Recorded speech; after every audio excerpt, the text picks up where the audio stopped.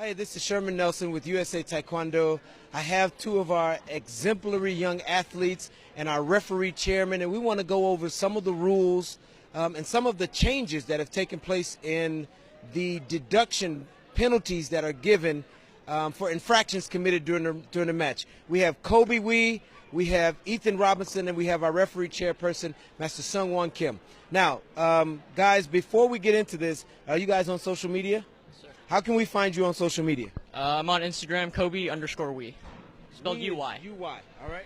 I'm on Instagram, 1kick10k is Bruce Lee's quotes. You already know how it is. All right. And our referee chairman is Mr. Excitement. He's not on, we're not letting him be on social media, even though he is. No, so you're on Facebook? All right, you're on Facebook as? Sungwon Ace Kim. Sungwon Ace Kim, all right? I am on Facebook as Sherman Nelson. I'm on Instagram as Mr. Possible DMV. You can find me on Twitter as Mr. Possible DMV. All right, so these guys are going to show you what to do and what not to do when you're sparring. All right, what we're seeing now is what happens if you kick your opponent below the hogu, below the chest guard. You receive the gamchum penalty for kicking the leg. All right? You see the referee will motion with the hand down, indicating an attack to the lower extremity. Now, if an athlete lifts his leg, his cut kick lower than the hogu, you have to immediately follow that lift with a subsequent technique.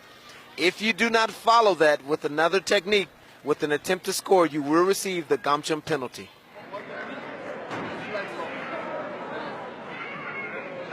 The red player attacked with a cut kick higher than the hogu, which is allowable. The blue player responded with a cut kick that was lower than the hogu, which, as we said, is not allowed, which is why he received the gamchum penalty. Again, which is signified with the crossed arms.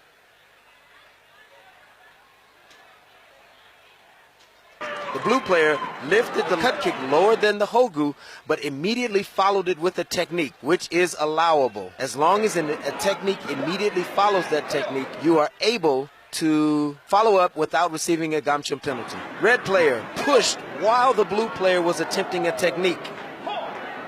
Because he pushed while the blue player was attempting the technique, he received the gamchum penalty for pushing, and the blue player did not receive the gamchum penalty for falling. In a clinch, the blue player pushed to create space. The red player fell. He received the gamchum penalty for falling. Again, he receives this gamchum penalty because he was not attempting a technique. Now, that varies when we get to the boundary. The blue player created space by pushing the opponent, but he pushed him out of bounds, which results in a gamchum penalty, which is indicated by thrusting the hands forward for the pushing motion. Red player does a back kick.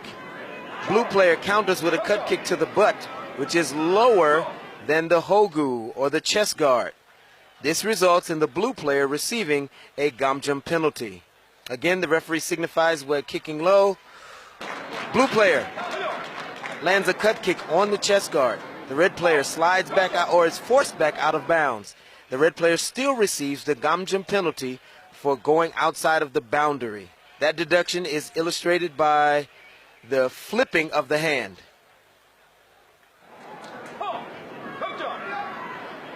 Red player delivers a cut kick to the hogu. Blue player falls. He receives the falling penalty because he was kicked in a legal scoring area and fell.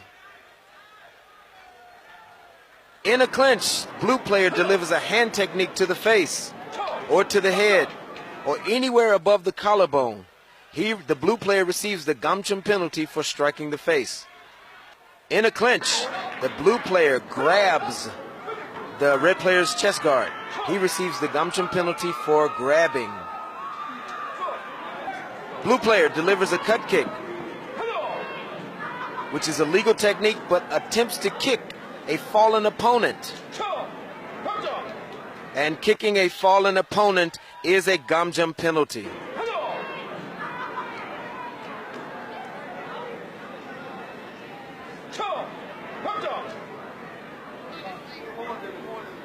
So even if an athlete lifts his leg for the cut kick and it's above the hogu and it's an acceptable height, you still have a maximum of 3 seconds to have your foot off the ground before you receive the gamjum penalty.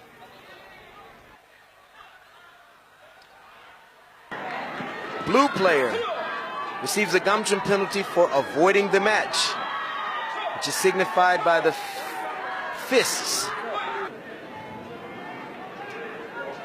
Now the blue player receives a gamjum penalty for unsportsmanlike conduct, taunting or goading another opponent, which we must note is not the way Mr. Robinson, Ethan Robinson, the blue player, carries himself.